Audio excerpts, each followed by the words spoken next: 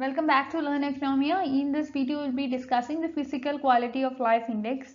Having discussed the Human Development Index and Gender Development Index, it's very important to understand the Physical Quality of Life Index. So when I have started, I have told that there have been various indicators or various tools which we could use to measure the inequality in the distribution of income and wealth, like the Human Development Index, Gender Inequality Index or Gender Dimension Index, and then the Lawrence curve, Gini coefficient, etc. So physical quality of life index is also one of the indicators that could be used to understand the inequality in the distribution of income and wealth, or income or wealth and something. So here the physical quality of life index is actually a value which is actually this is considered to be an attempt to understand the quality of life or well-being of people in a country. Okay, so it's physical quality of life index is actually a value, or it is a number, and this number indicates the average of three different components or three different statistics, and these components are the basic literacy rate, infant mortality rate, and life expectancy rate at the age of 1.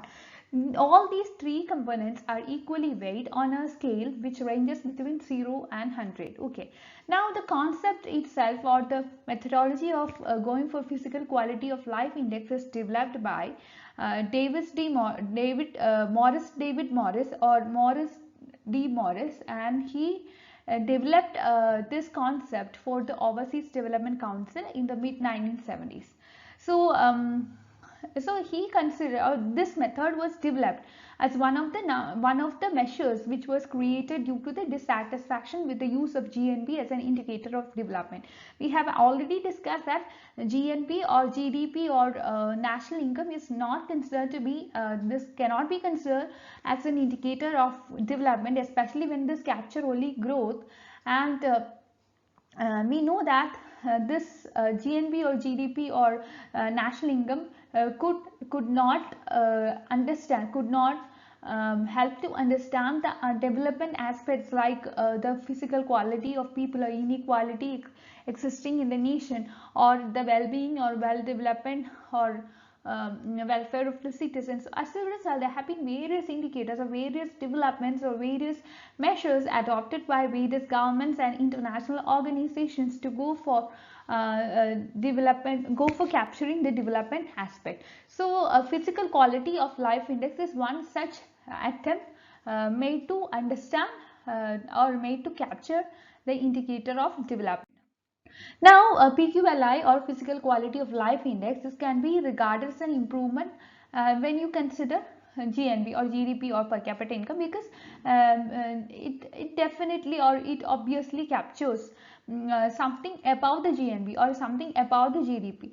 So, but we have to understand that there have been various problems of measuring the quality of life index or quality of life in a quantitative way, and we know that the quality of life is always assessed based on various indicators, but it's very difficult to capture the quality of life in a single figure. So as a result, the concept has been criticized from various angles, or the concept has received criticism from various angles, and also we could see that there is a considerable overlap between infant mortality rate and life expectancy rate, and when we take the two components together, there exists some kind of overlapping, and as a result there exist problems and difficulties as when we take both these components together. The Human Development Index, which was developed by the UNDP, is actually more widely used means of measuring the well-being.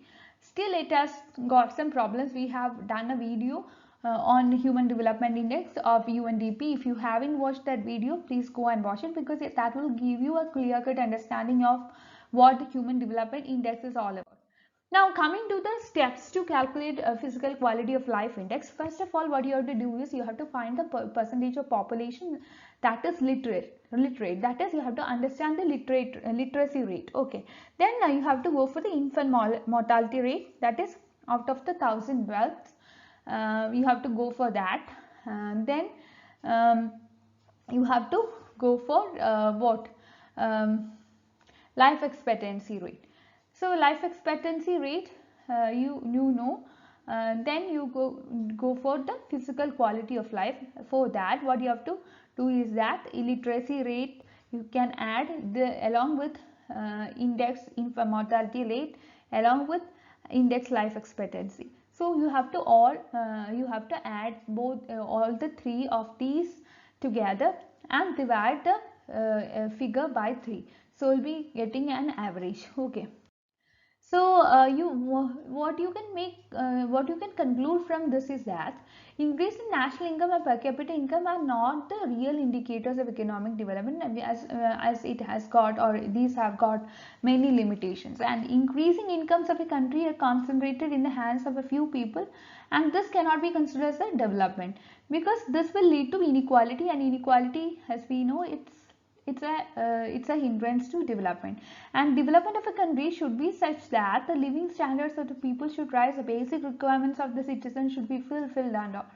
So if you cannot fulfill the basic requirements of the citizens, or if you cannot improve the living standard of the citizen, then you cannot say that the country is developed. So as a result, what David Morris has done is that he has gone for a physical quality of life index, which is shortly known as PQLI.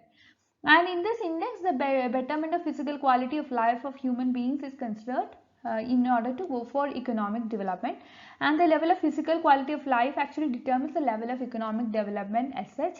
And if any country's physical quality of life is higher than that of the other country, that means that the first country is considered to be more developed. So that's all for today. Thank you for watching this video. Please like, share and subscribe this channel for more videos.